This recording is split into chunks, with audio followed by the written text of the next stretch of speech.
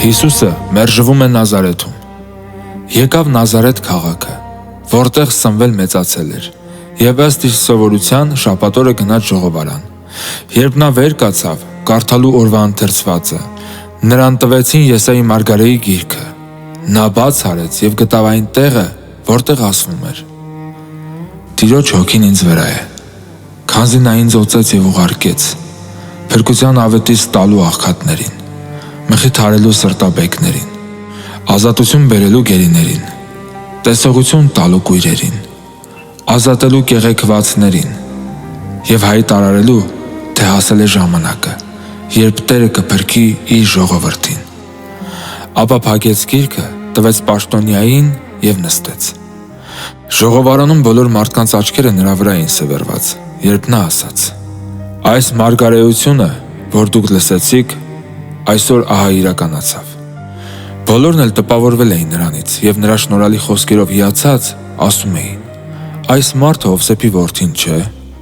Հիսուսն ասաց. «Անտարակույս ինձ հետեւյալ առածը պիտի ասեք. բժիշկ, բժշկիր ինքդ քեզ։ Այն ամենը, ինչ որ լսեցինք, թե արել ես Կափառնայումում,